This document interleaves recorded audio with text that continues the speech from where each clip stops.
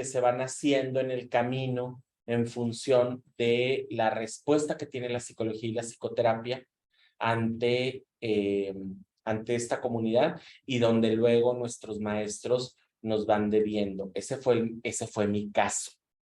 Ese fue mi caso y entonces pues haz de cuenta que hay un proceso de identificación en todo lo que vas escribiendo, sobre todo en el capítulo 3 y en el 5, que es donde, no sé si me equivoco, pero veo el sello tuyo más puesto ahí.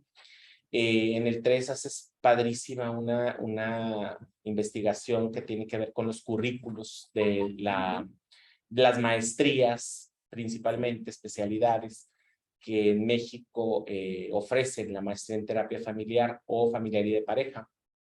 Y exhibes así, no con el lujo del que quiere decir, sin que demuestres, puedes decir lo que quieras, no, sino con el rigor investigativo y toda la descripción cuantitativa y del método que utilizaste, describes pues una realidad muy penosa, muy dolorosa, muy vergonzosa en México, de la cual en La Laguna no nos sustraemos.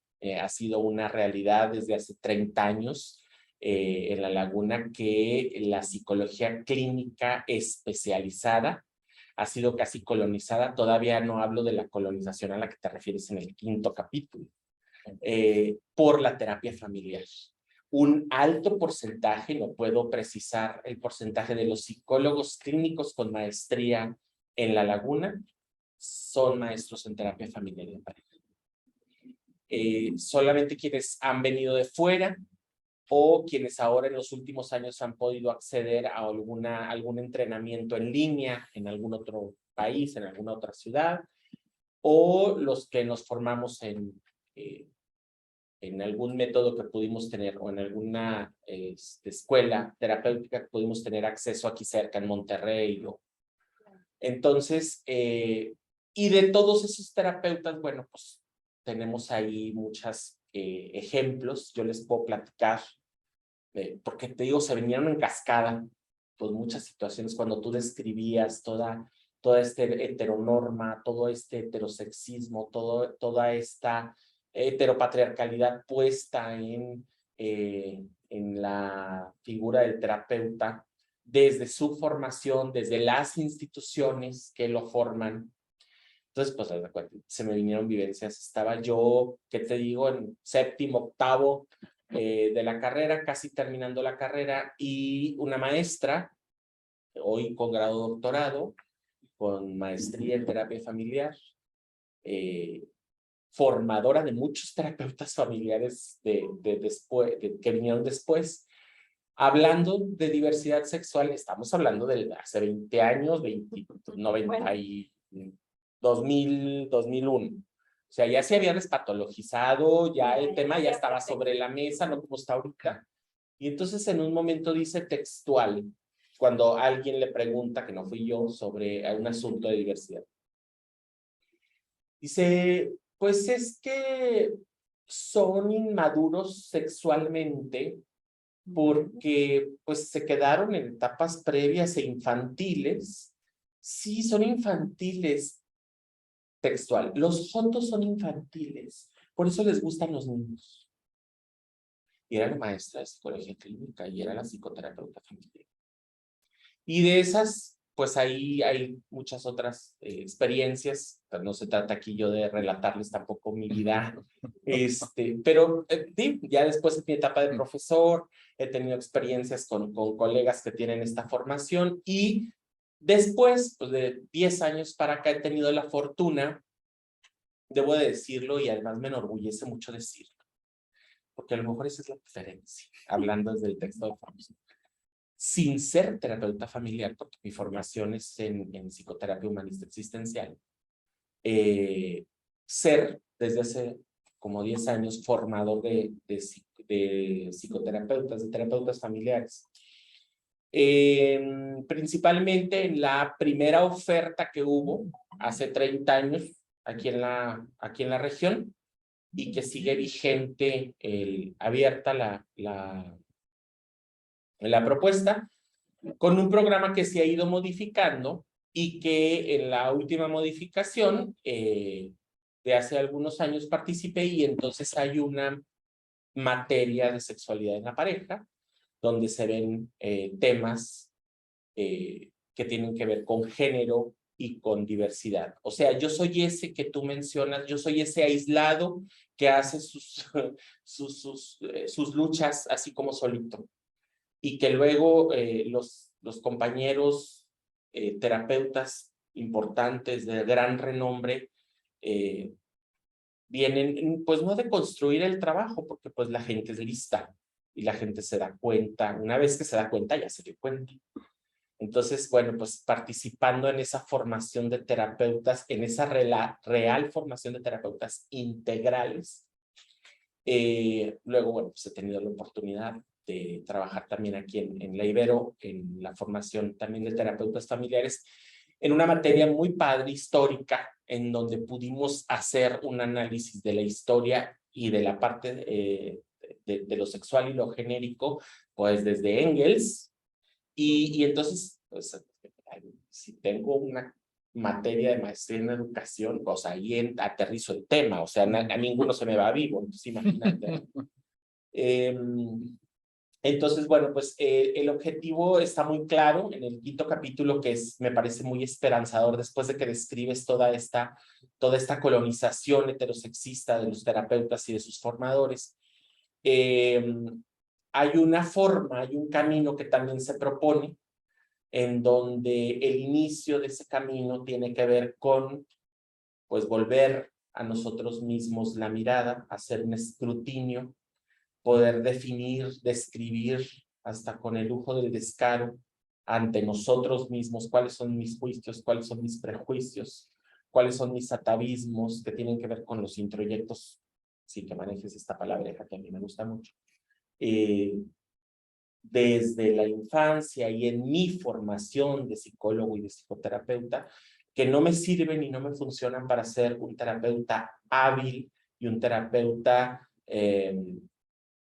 con actitud y con aptitud para trabajar con la diversidad sexual. Porque no es cierto, es otro de los grandes mitos, es otra de las grandes barreras racionales que se ponen, defensas, hablabas de ello.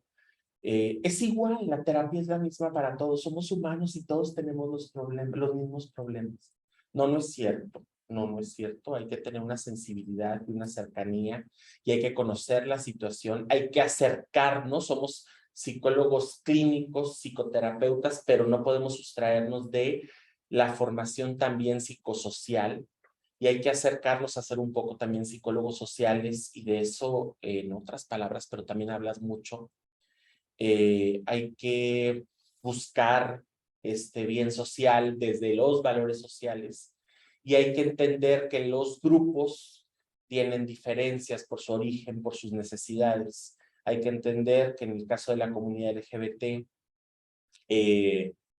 híjole, aquí les hablo nuevamente de mi experiencia, mucho de la gente que llega a mi consulta y ya fueron con fulanito, con sutanita, con perenganito, de estos grandes renombrados de la laguna, y ya les hicieron sentir esta no empatía, esta no comprensión, ya los quisieron encaminar en este camino heterocéntrico. Entonces ya les dijeron bye, y ya fueron a buscar, en el mejor de los casos, a donde pueden recibir una atención integral, una atención profesional. Tampoco pedimos cosas del otro mundo, pero eso exige un compromiso de voltear a vernos en lo personal, de deconstruirnos como personas, como terapeutas, en esa construcción que probablemente han hecho desde nuestra formación en psicólogos, de psicólogos, y luego, como parte, ya para cerrar, como parte final, ser responsables verdaderamente, desde la esencia de un ejercicio verdadero personal, hacernos responsables del privilegio de la heteronorma, del privilegio de la heterosexualidad, hablando de las personas que se consideran heterosexuales. Y hablando de los terapeutas, de los psicólogos que se consideran parte de la comunidad LGBT, pues les digo, es un remanso de esperanza este libro y estas aportaciones de Fausto, a quien además admiro mucho, soy su fan en la materia que les comentaba que tuve la oportunidad del verano pasado. Se dio que en un momento, el día de la clase, a la hora de la clase, hubo una presentación del libro y entonces nos enlazamos a verte y a escucharte. Y bueno, por ahí mis alumnos de psicología y de maestría en psicoterapia ya van conociéndote, porque bueno, pues si hay que poner sobre la mesa el tema, pues qué mejor que sea desde tu óptica. Muchas gracias por eso, Fausto. Y bueno, pues ese es el camino. Si queremos ser buenos, verdaderos terapeutas, verdaderos psicólogos y verdaderos terapeutas, que nuestro espacio y nuestra presencia promueva libertad verdadera, pues entonces hay que trabajar en eso y hay que trabajar en esa deconstrucción para luego construirnos desde la integridad y desde, pues desde el derecho, también en la psicoterapia y también de la psicoterapia para todas y todos, donde somos todos y todas. Gracias. Muchas gracias, Fer. Nos llevaste por muchos lugares, ¿no? Desde a lo mejor emocional, un poco lograr esto un poquito y bueno, darnos cuenta la realidad en la que estamos, porque, y yo retomo la frase, no vemos que no vemos, muchas veces no vemos que no vemos, pues, ¿no? Y creo que como bien nos mencionas, este libro nos lleva un poco a esto, a querer romper de que no vemos, darnos cuenta de lo que está sucediendo y hacer algo al respecto. Y en ese sentido, Fausto, pues bueno, ¿cómo surge pues todo este libro, toda la iniciativa? Yo me voy por este camino, pero igual tú nos compartes si es por este camino, porque aparte yo sé que hay un segundo, pues, ¿no? Que complementa mucho lo de este. No sé si nos puedas platicar en torno a todo esto. Sí, gracias, ¿no? La verdad, primero agradecerles el espacio para compartir un poco de este proyecto que, bueno, agradezco todo el reconocimiento, todas las flores, también se valen cebollazos, ¿no?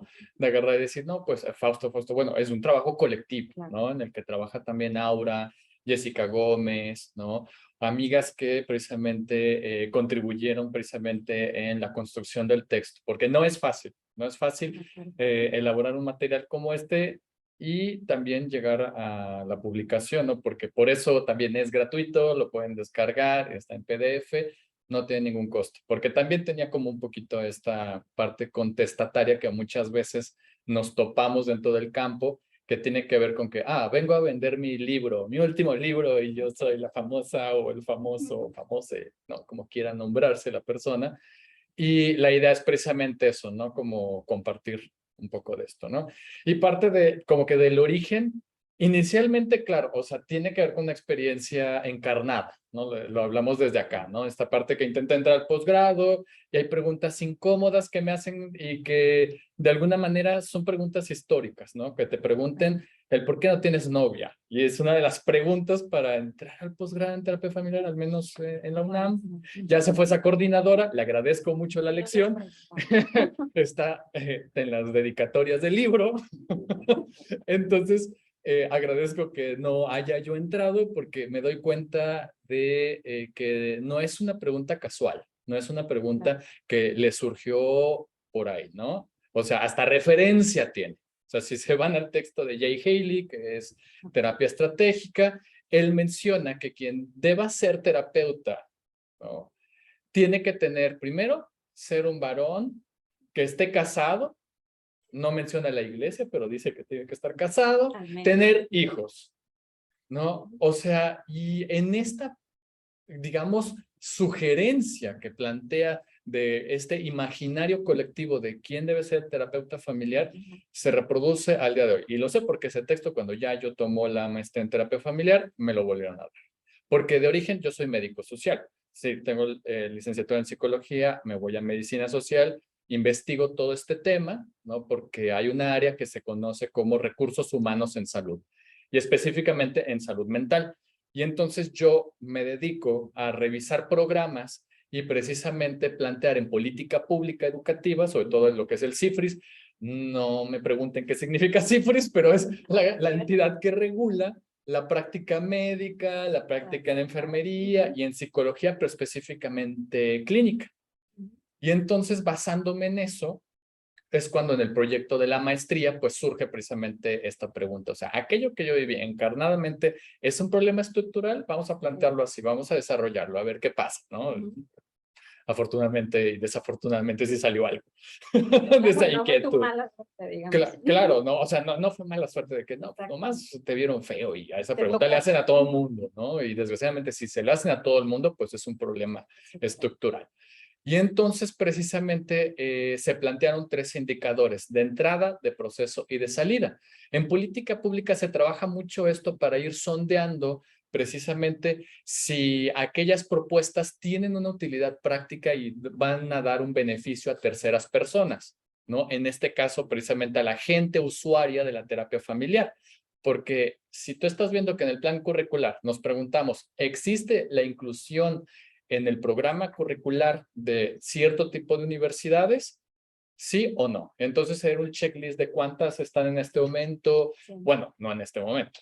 En este momento. O sea, se publica en 2019, pero la investigación se realiza en 2014, se salen resultados 2016. Ya está viejito, ya tenemos que actualizar los temas.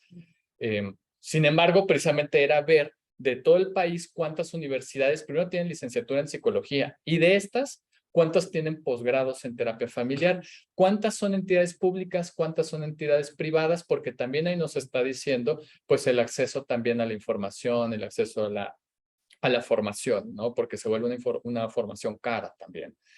En ese sentido, pues veíamos que pocas universidades tenían en sus planes curriculares programas de género y diversidad sexual. Lo que se vuelve un problema porque quienes sí lo tienen, ¿cómo comparamos un programa de 300 horas de formación más las otras 300 de práctica frente a una materia de 20 horas? Y entonces, pues es poquitito lo que puedes ver, se te va a olvidar, o sea, de qué trata género, no sé qué y no sé qué. Y entonces ese era un problema, una angustia en ese primer indicador. Una encuesta hicimos a egresados y egresadas también de terapia familiar, y si bien muestran competencias, cuando les preguntamos, a ver, y acá yo les pregunto si saben estos términos: parejas serodiscordantes, infancias trans, ¿no? O sea, si esos términos son conocidos para ellos, ellas y ellos, donde veíamos, no, nunca lo vi, desconozco el tema, y entonces ahí tienes el vacío en el primer sondeo. En la parte de proceso que tiene que ver con la producción tecnológica, es decir, cuando en la universidad nos dicen revisa un journal, revisa un artículo, pues esa es la producción también de ideología. Y entonces las dos grandes históricas en México de revistas, pues son precisamente Psicoterapia y Familia. Ahorita estábamos hablando de la ya es fallecida, no les interesó continuarla, pero veíamos que en un comparativo de 20 años de esa revista junto con la del Instituto Zapopan, que se llama Redes, que sigue vigente, en 20 años, ¿cuántos artículos sacaron de diversidad sexual? Solamente 3, en 20 años, de 487 artículos que revisamos. Y entonces ahí veíamos la parte un tanto penosa, pero ahí con cifras, porque como aquí decía bien mi querido, de que pues la gente se avergüenza luego. Tampoco señalamos que institutos, porque también dije, no les voy a dar publicidad gratis, ¿no? Así como, inscríbase aquí sí tienen género. No, entonces también por eso había ciertas omisiones, porque no buscábamos hacerles publicidad, porque sean institutos privados. Y en eso, el último factor, que es el que se convierte en el capítulo 5, fueron entrevistas directas a egresados, egresades de terapia familiar que se viven desde la diversidad sexual. Y se plantea una serie de entrevistas. La metodología se conoce como los testimonios del padecer. Por lo general se utiliza más cuando se hace investigación cualitativa en personas que viven alguna enfermedad. Ojo, no se está dando un tratamiento así, pero sí nos acercó para poder comprender cómo se establece una serie de acciones, mecanismos de resistencia, y no resistencia a la freudiana, sino de cómo soportan esta vivencia continua de una serie de comentarios, ¿no? Dentro de la formación. Comentarios como algunos decían, bueno, cuando estamos viendo a Gregory Bateson, estamos viendo la distinción entre tipo, clase y especie, ¿no? Como clases formativas, ¿no? En el razonamiento matemático lógico. Les voy a poner un ejemplo, ¿no? Que los homosexuales que se equivocan entre hijos y mascotas. En perrijos, ¿no? Y uno puede entender para dónde va el ejemplo, pero es ofensivo. En todo sentido. Y vemos precisamente que eso históricamente también ocurría con las mujeres. Estos comentarios sexistas que las y los profesores manifestaban. Incluso ahí, ahorita que he tenido la oportunidad de convivir con académicas de la universidad en este curso de masculinidades, les compartía, hay un texto buenísimo, lo pueden descargar de forma gratuita también de la UNAM, se llama Intrusas en la Universidad. Y se hace todo un análisis bien bonito y ahí también fue la inspiración para conocer este tipo de testimonios desde esta metodología, que era precisamente el preguntarle a alumnas, alumnes su vivencia con profesores y profesoras de cómo manifestaban en sus ejemplos cierto contenido sexista y homofóbico. Y entonces, si eso pasa en 2014, esta investigación se lleva a 2015 y nos dan resultados parecidos, pero ahora a nivel de posgrado. ¿Por qué se vuelve un problema? Porque uno se preguntará, bueno, pues, ¿por qué nos importaría quienes no somos de la diversidad sexual? Bueno, porque si estamos buscando en esta política pública a nivel aspiracional, el nivel de igualdad sustantiva, tendríamos que comprender e interiorizar que hemos históricamente distinguido a las personas desde clase, raza, orientación sexual, género, ¿no? Y que esas son las brechas que disparan las desigualdades estructurales, que no solamente es un tema que me importa a mí por mi vivencia muy particular, sino que me conecta con otras vivencias, ¿no? Por eso se vuelve un texto muy íntimo, ¿no? Aunque uno pudiera decir también, bueno, es un texto del 2019, el Fausto ya hace otras cosas, se queda otro tipo de Fausto ahí, ¿no? Incluso hasta las dedicatorias, ¿no? Entonces, ya son otras, se tienen que actualizar y vemos precisamente que cuando se escribe, escribimos en temporalidad. Ya no es lo mismo, ¿no? Sin embargo, hay cosas que se pueden ahí ir rescatando, ¿no? Porque ahora sí, en el backstage, no encontrábamos a una terapeuta trans. Y no es porque no existiera, porque las hay. El problema es de que no son visibles. Somos más visibles ahora varones cis homosexuales o mujeres cis homosexuales, ¿no? Que se dedican a la terapia, que terapeutas trans, tanto hombres como mujeres. Y entonces ese es nuestro desafío ahorita para la segunda edición, de buscar la experiencia de terapeutas que se vivan desde ese lugar. Entonces, bueno, un poquito como que de spoiler, ¿no? Para que quede como audicuento, ¿no? Ya si les interesa y lo pueden descargar y digan, ah, sí, sí se parece a lo que dice. No nos miente. Entonces, bueno, no sé qué más pudiera decir, tampoco para agotar el tiempo acá. No, al contrario, digo, como bien dices, es actualizar un poco esta versión en este sentido que nos mencionas, como de temporalidad y dedicatorias y demás, pero también tienes por ahí ya otro texto, ¿no? Que de alguna manera complementa y trae a la luz muchos de estos puntos y como que los hace más patentes. No sé si nos quieras compartir un poquito también de eso que viene, ¿no? Sí, también va a ser gratis. Es que también para que no suene, esto se está vendiendo. No, digo, también como yo soy fiel creyente de los contrapesos, ¿no? Y uno de los contrapesos que también notábamos y que nos importa mucho es rescatar precisamente la difusión de la ciencia, el acceso gratuito, porque luego vemos, oh, terapia familiar, pareciera que tienen el mismo valor monetario que uno de medicina, ¿no? Y dices, ay, quisiera comprar este y cuesta 500 pesos o más. Entonces dices, no, va a ser gratuito este, ¿no? También. Un poquito en esta idea de actualizar, pues tenía que ver con tener más estrategias, ¿no? Incluso en esta idea de política pública por segmentos, está configurado el otro, que ya esperemos que salga, de pensamiento de tercer orden, es decir, 3 niveles de análisis, ¿no? Uno, sí en la parte histórico, ahorita que mi querido nos decía, no, pues cuando damos la parte de la teoría, se nos olvida la historia. Y entonces la memoria y el archivo, desgraciadamente en psicología y en mucha práctica científica, ciencias de la salud, tiene una vigencia de 5 años, desgraciadamente, para bien y para mal. Pero, ¿qué es lo que pasa ahí? Se va perdiendo precisamente todo un antecedente, toda una memoria. Y en ese sentido era rescatar, a ver, los principales debates, incluso que se han llevado a cabo para despatologizar ya no solamente la homosexualidad, sino las infancias trans. Y todo el tema que se ha llevado a cabo pues ahora sí en el Senado, para hablar de los esfuerzos para corregir la orientación sexual y la identidad de género, donde la política familiar y de salud mental se vio implicada, donde se entrevistó precisamente a terapeutas familiares a favor y en contra de las infancias trans. Afortunadamente, pues sale a favor, ¿no? El reconocimiento de la infancia trans, pero eso es toda una memoria histórica.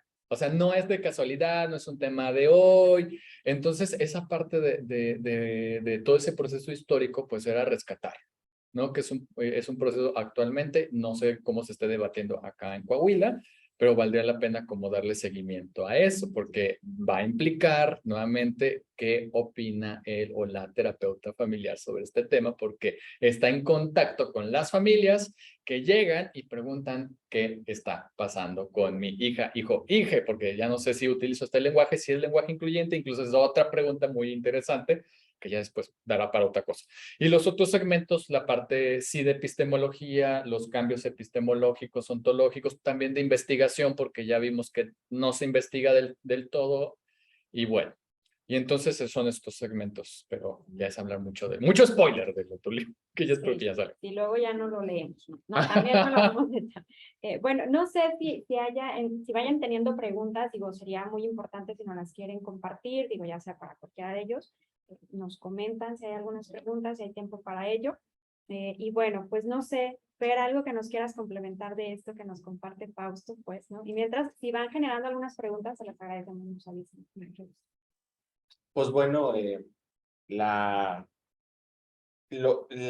vivencia del pensamiento abismal en donde el hombre está sobre la mujer, en donde el heterosexual está sobre el homosexual, en donde el blanco está sobre el moreno, en donde siempre hay una diferencia en un pensamiento o en una realidad abismal, y en una diferencia siempre alguien pierde, y la diferencia es la que da lugar, pues luego, a la violencia.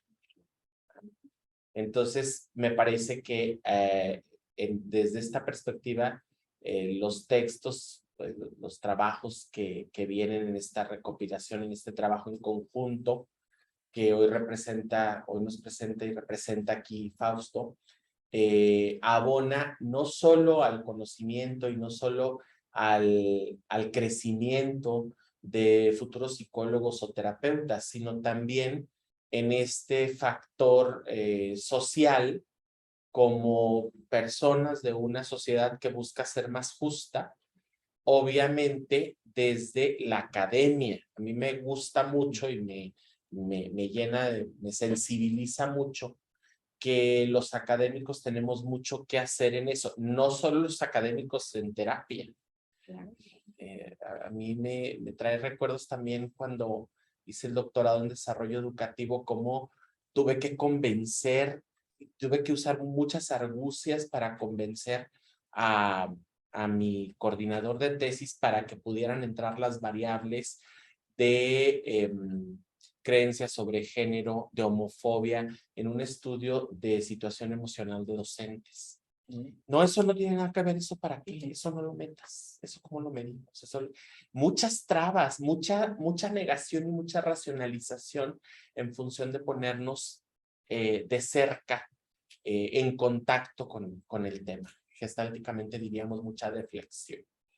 Entonces, pues me parece que eso es importante también, y es un texto académico para académicos que podemos obtenerle ese provecho. También eso me parece muy atractivo, esta propuesta. Sí, totalmente de acuerdo. Nos ayuda y nos invita, ¿verdad? También a hacer este tipo de reflexiones y pensamientos.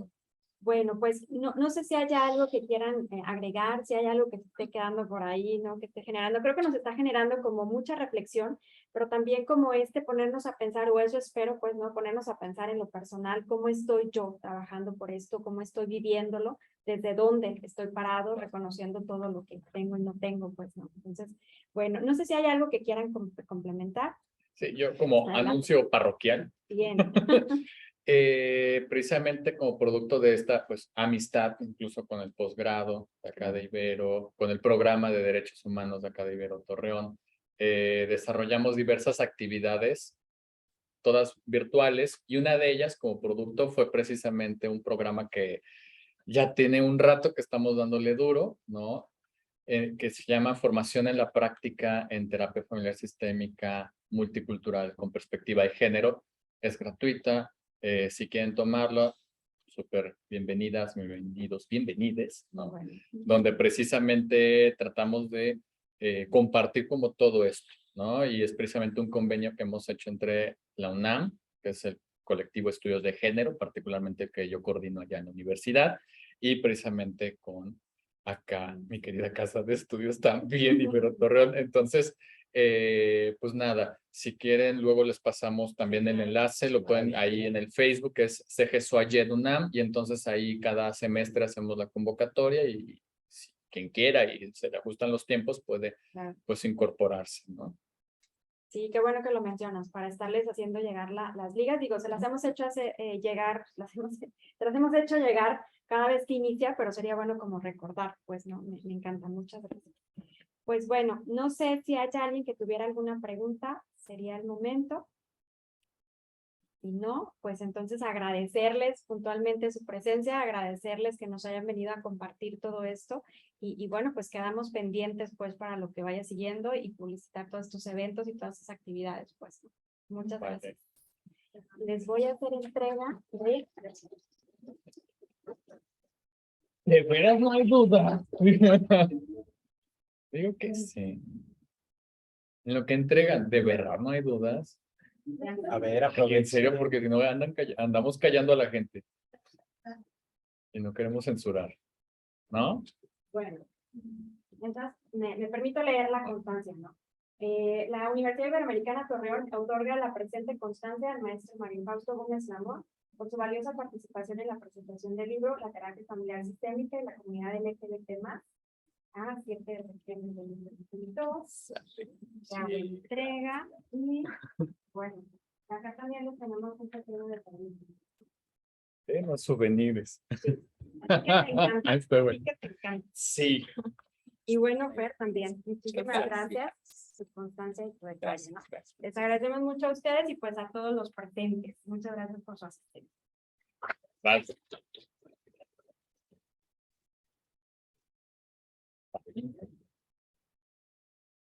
Sí. Pues ya menos que haya preguntas, pero bueno. No, qué raro. estamos asimilando lo que convivieron. Esperemos que eso sea. Sí les recomiendo descargar el libro, darle una revisadita. Está muy texto. Si de ahí surgen dudas, pues se las mando. Muchas gracias. Perdón. En la publicidad que les mandamos viene un código QR y ahí lo puedes descargar.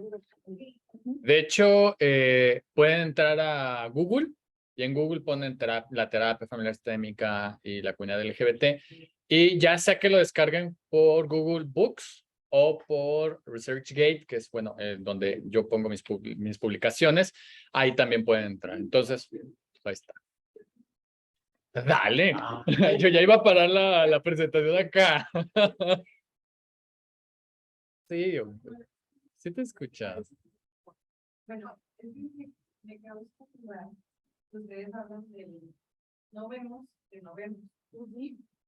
¿Cómo le haces preguntas a los maestros que no han visto?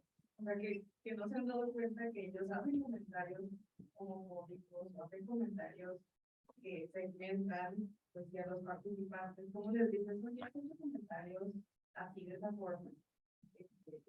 ¿Cómo les puedes hacer que vean a través de las preguntas? Pues, Ok.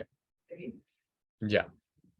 Yo creo que ahí implican varios niveles, ¿no? O sea, cuando les comparto un poquito esta parte de a lo que me dedico en política pública educativa, al menos en cada una de las unidades que se dedican a la parte de género, lo planteamos en 3 niveles. O sea, para que no sea una pregunta que se sienta ofensiva, porque sabemos muy bien que pudiera generar como esta sensación de, oh, me está señalando de ignorante, ¿no? Y pues a nadie le gusta eso, ¿no?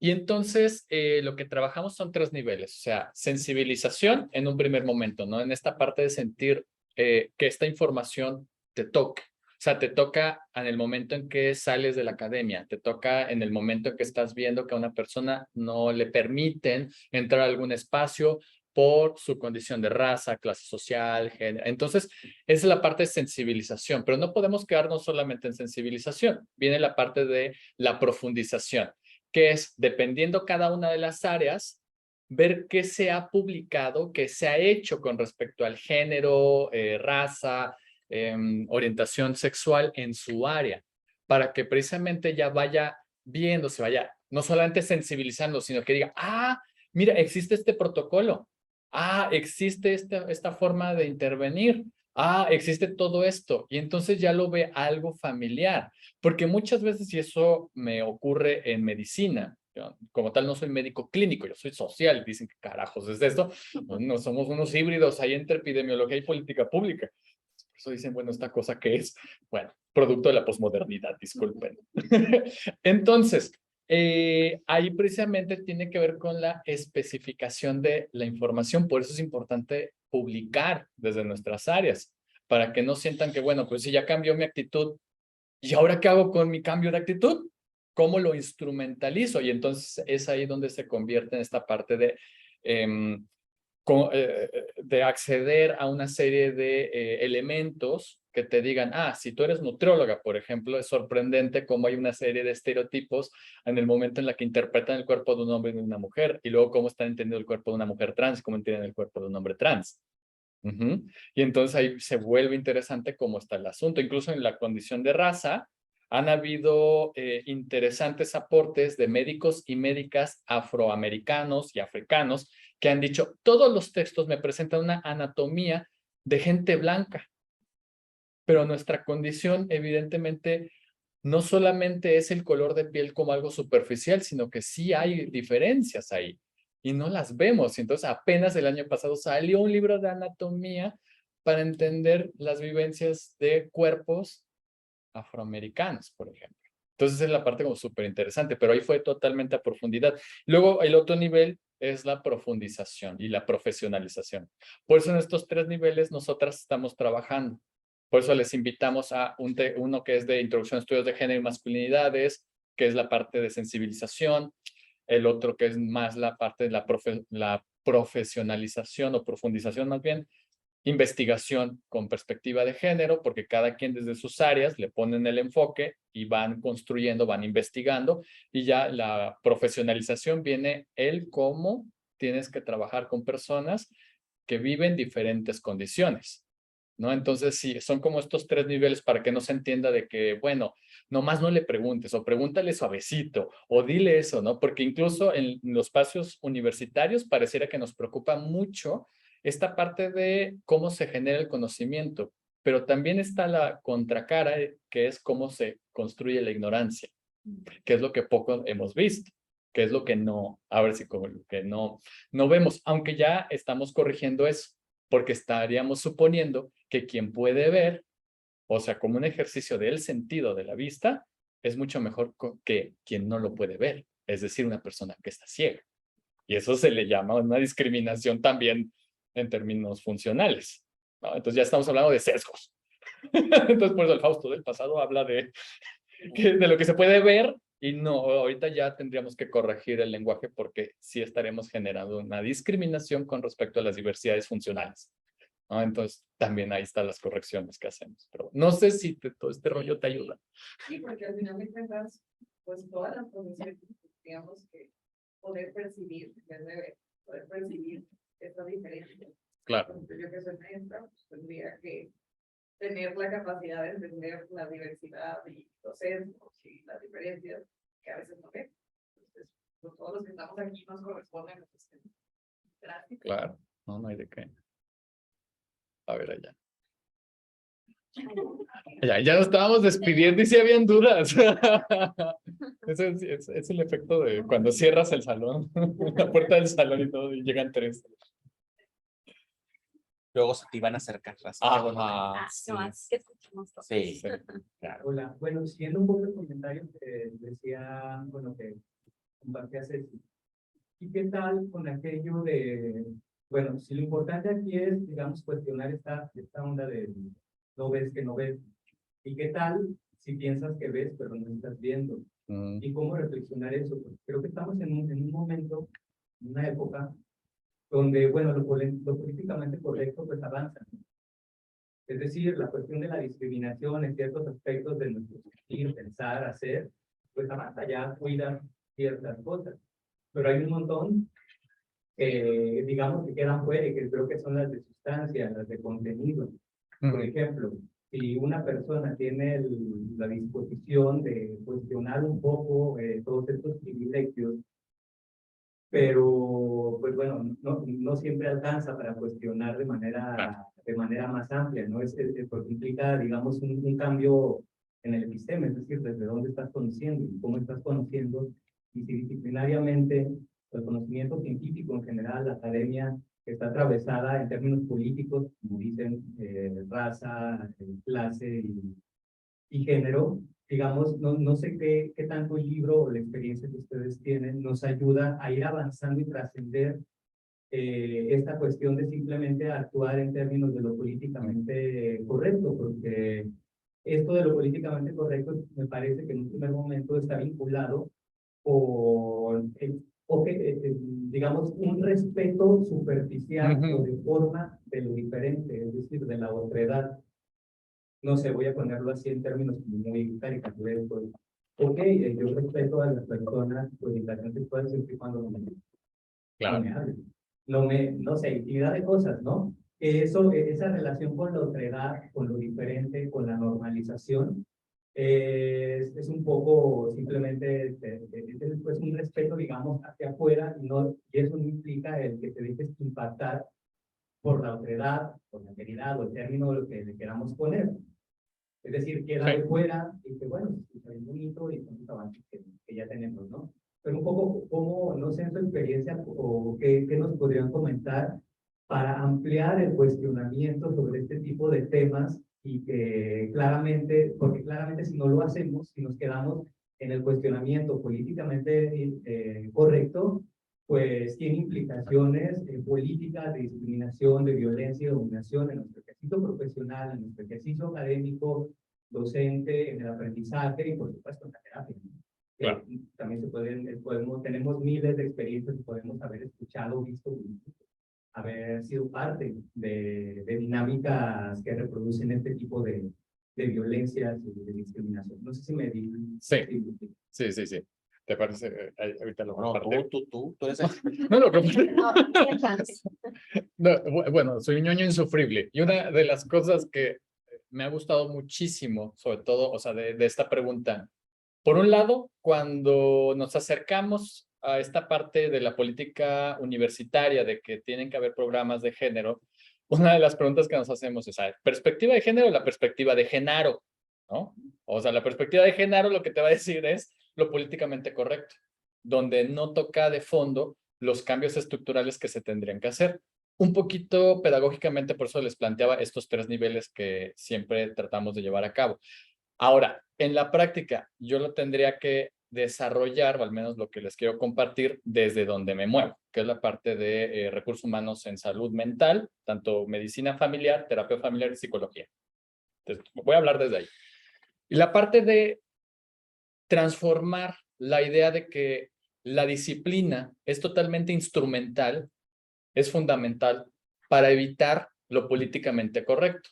Es decir, irnos de estas éticas instrumentalistas, de decir, vete a lo que a la mayoría de la gente le funcione, y todo lo demás, las minorías o lo que a la minoría no le funciona, porque te vas a ir con lo que globalmente funciona más, como cognitivo-conductual, no lo toques, solamente enseña. Y ese es un grave error. Porque aquí es donde nos metemos, sobre todo con una filósofa argentina, Diana Mafia, que trabaja con las epistemologías de la ignorancia.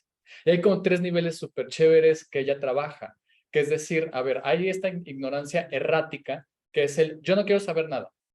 Y con este tipo de personas es difícil trabajar, porque estamos viendo que no quiere comprender, no quiere mover esta episteme que tiene. Los que van más bien en esta parte como de la inconsciencia, de yo no sabía que existía, pero estoy dispuesto a aprender, son con quienes se puede trabajar de una mejor forma. No implica que los otros los ignoramos, sino que sí estamos detectando necesidades educativas para evitar lo políticamente correcto. Y el otro que vendría siendo como el más difícil, que viene siendo estas personas que dicen, no solamente no quiero saber algo nuevo, sino que hasta te lo fundamento. Porque claro, vamos a encontrar como Agustín Laje diciendo barbaridad y media y diciendo que la izquierda gay y que somos comunistas y toda una cosa como de escándalo, ¿no? Entonces ahí vamos a tener como estas tres propiedades. Ahora, ¿cómo las pasamos en la parte de la práctica? Por eso uno de los niveles de análisis tiene que ver en el proceso, observar cómo se lleva a cabo la toma de decisiones en la supervisión. Porque si ya cambiamos la idea de que la psicología, al menos la clínica, particularmente la terapia, no debe ser vista como algo instrumental, sino que una toma de decisiones continua implica la subjetividad del individuo. Lo que tendríamos que hacer ahí es ir cuestionando poco a poco cuáles son sus objeciones de conciencia y entender que la noción de objeción de conciencia pareciera que solamente se utiliza en el ámbito médico y no así en todo lo que haga él o la terapeuta, donde implica sus valores religiosos, sus valores a nivel de clase social, de raza, y es ahí donde las preguntas van a tratar de visibilizar desde dónde está tomando decisiones, cuáles son válidas en términos del valor de hecho y que contrastan con el valor de derecho. No es que yo le dije esto porque yo pensé, yo crecí en este tipo de familia y la verdad del señor Minuchin me hace mucho sentido porque pregunta cosas que me hacen sentido en mi vida. Está bien, pero eso es un valor de hecho. En valor de derecho, tú no puedes preguntar eso. Y entonces es ahí donde entramos más en la parte en un campo de mayor profundidad, de aprendizaje. Ajá, por eso la cuestión de la supervisión es fundamental, porque viene siendo, no solamente porque eso pasa en medicina, el checklist de que le preguntó esto, el otro a la persona, no es solamente eso, sino que es como todo un ejercicio educativo, pedagógico de crear formas didácticas de un aprendizaje encarnado. Por eso ahí las pedagogías feministas son súper importantes, ¿no? Entonces, bueno, no sé si con todo este rollote como que logro como un poquito, porque sí, es la preocupación de que ¿qué está aprendiendo la gente? Nuestros estudiantes, ¿qué están aprendiendo? ¿Lo políticamente correcto? ¿O de verdad hay una implicación? Por eso se hablan ya de aprendizaje encarnado, ¿no? Un aprendizaje que te toca, ¿no? Totalmente. Entonces, va por ahí, pero no sé si cometí mucho ruido y dice, ¿qué chingado está diciendo este? ¿Todo bien? ¿Sí? Otra pregunta. ¿Cómo nos enseñas cosas bonitas? ¿Qué? ¿Quieres agregar? No. ¿Quieras saber un poco más de las infancias trans? Ok. El tema súper espinoso al final siempre. Para que se quede la gente. Es estrategia de marketing, ¿no? ¿Verdad? Bueno, a ver, infancias trans, pues precisamente hace referencia al reconocimiento de que una persona trans por lo general se le ha dado solamente visibilidad a nivel de la adultez. Es decir, reconocemos que una persona es trans en tanto que cumple como cierta mayoría de edad y es visible públicamente y es en el imaginario. Pero no es una configuración de que, llegué a la mayoría de edad y ya tomo la decisión de cambiar mi identidad de género, sino que precisamente es algo que surge desde la infancia. Y por infancia trans se entiende a una serie de derechos a los que tienen precisamente niñas, niños y niñas de ser escuchados, escuchades en su constitución, en su construcción identitaria, ¿no? Desde la infancia. Y no es válido objetar que hay momentos en los que sí deben ser escuchados y hay momentos en los que no. Y siempre me gusta poner el comparativo de que pareciera que el ejemplo magno es en abuso sexual infantil, ¿cuál es la recomendación jurídica y psicológica? Créele lo que te está diciendo esta persona en construcción, ¿no? Pero si te habla de su identidad, de que no se siente como niña, no le gustan las cosas de niña, no le gustan las cosas de niño, no, ahí sí cuestiónale todo. A ver, no pueden haber estas distinciones, o le crees o no le crees simplemente. Ahora, El pánico moral es, oh, es que están sexualizando a los niños. A ver, no. Sexualizar a los niños o a las niñas vienen siendo estos programas espantosos, pero creo que es más tradición en Estados Unidos, de competencias de belleza. Eso es sexualizar.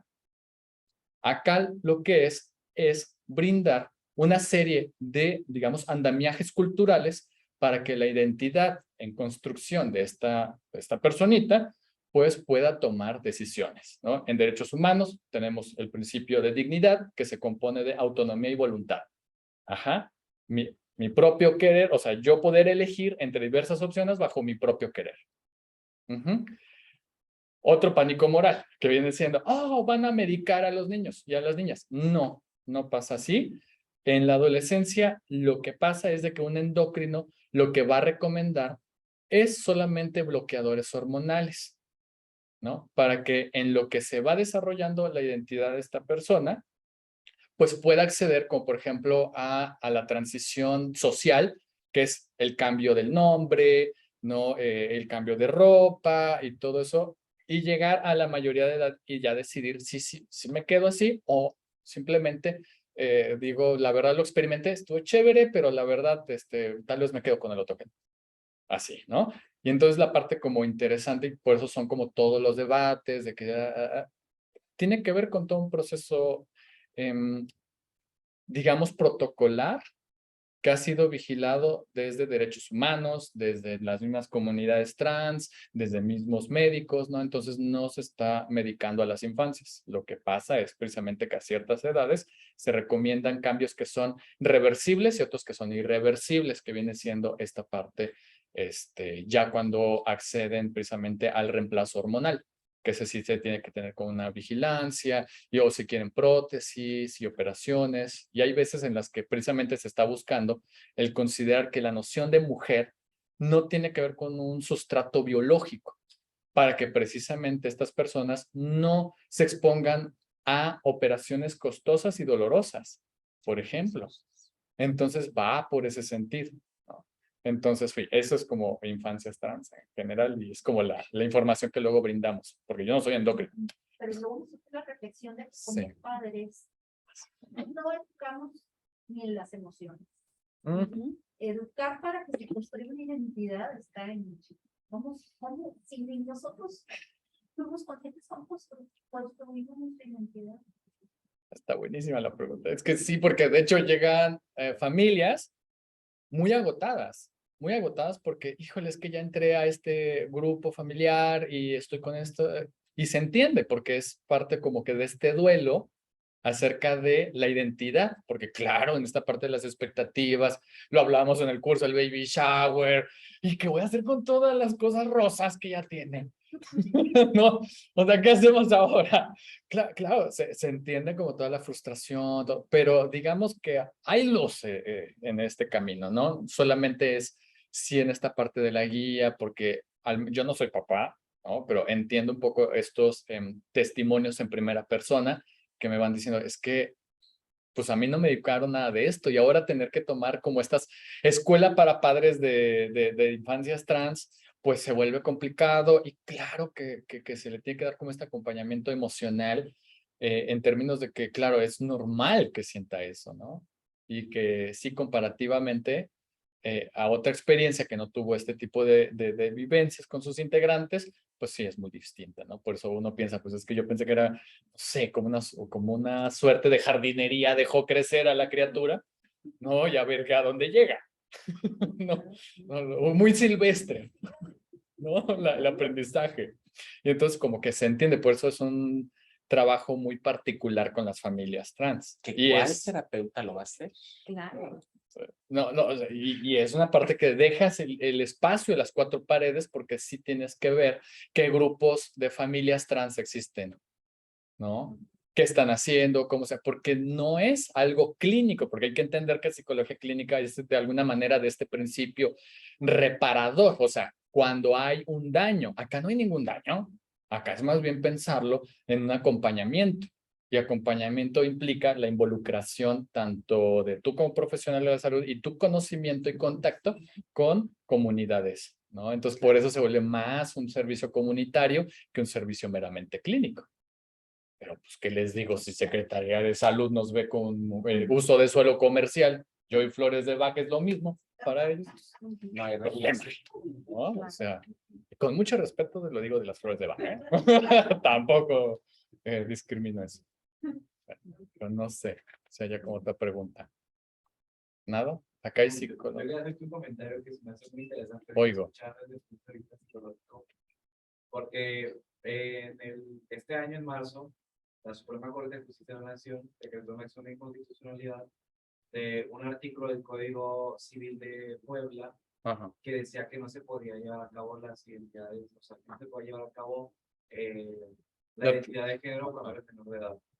Desde marzo de este año, la Suprema Corte determinó que eso era inconstitucional. Desde en Puebla se reformó el Código Civil, que los códigos civiles son de caldo. Entonces, es bien interesante porque en la teoría, o cuando tú lo lees, que es todo lo que dice la Suprema Corte, pues está desde un punto de vista muy jurídico.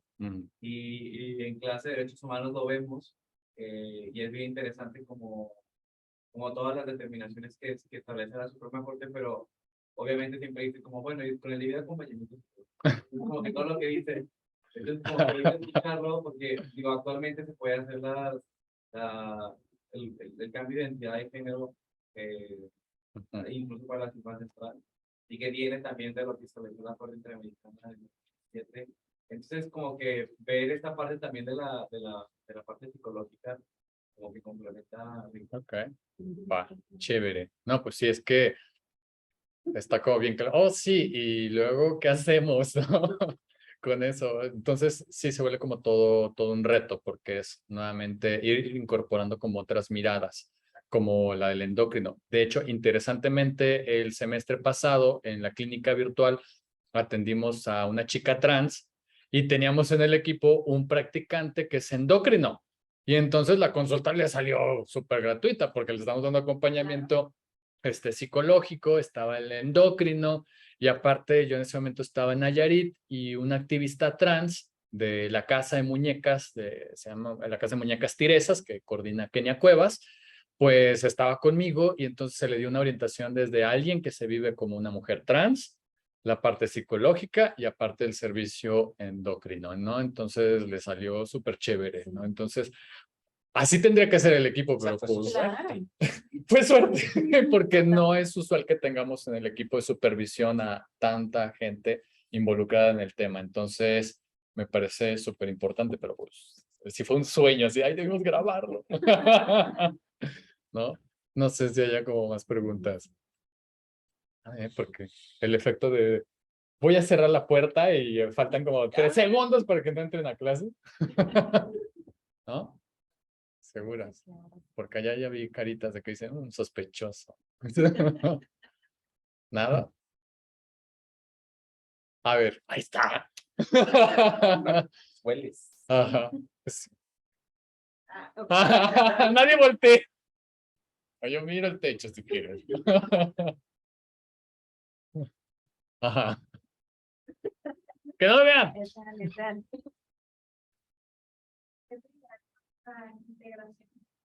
de para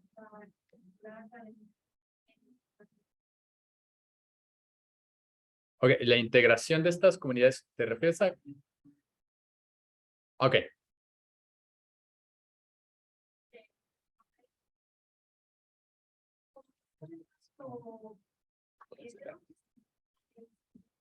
No sé si podría ser objetivo ciertas cosas, ciertas maneras de manejar los temas. Por ejemplo, no sé, cierto trastorno orientado a personas de la comunidad. Ya, te entiendo. Gracias. En esta parte, ¿qué tendríamos que hacer, no? En esta, no te veo. Voy a estar haciendo hago paneo y cosas así. ¿Qué pudiéramos hacer? Bueno, una de las cosas que se está llevando a cabo, por ejemplo, en medicina, me encargó una muy querida amiga, la doctora Teresa Alvarado, que está a cargo del posgrado en medicina familiar, y me dice, oye, es que nos están pidiendo por Secretaría de Salud lenguaje incluyente. ¿no? Mira, yo no lo entiendo, estás en estos temas.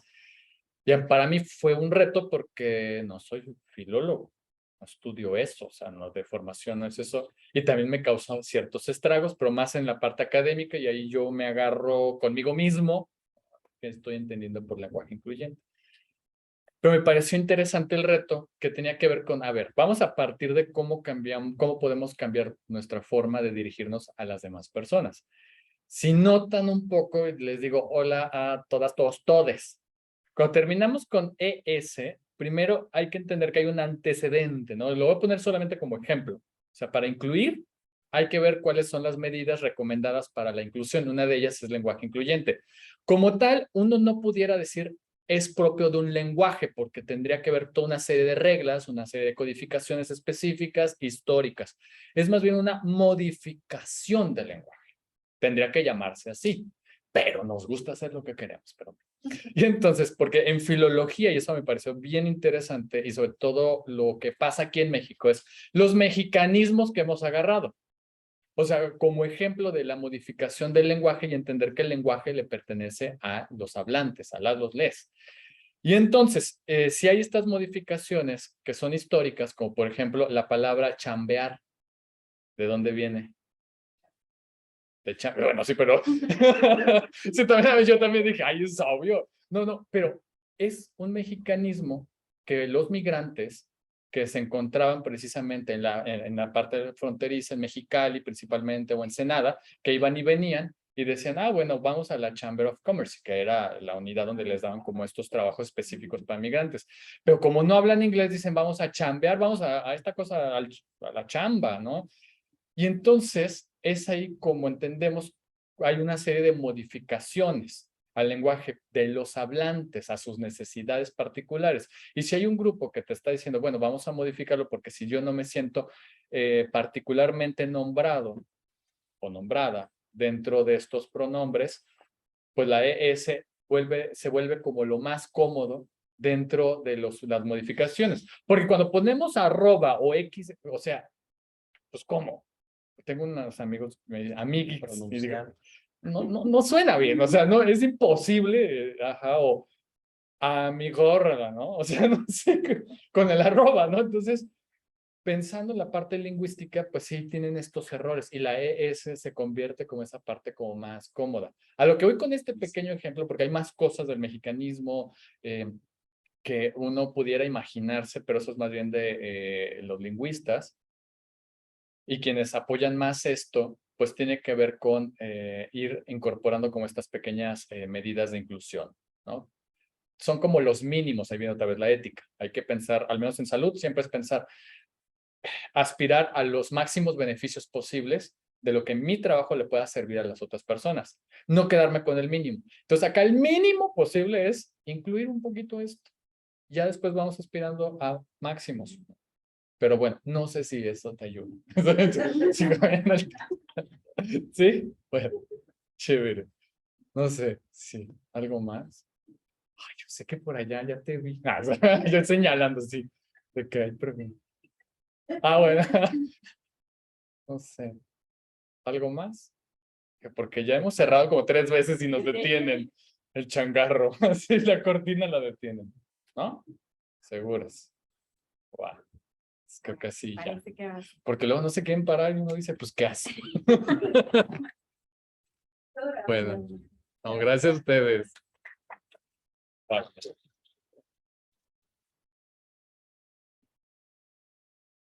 Chévere. Ahí está, apago esta cosa.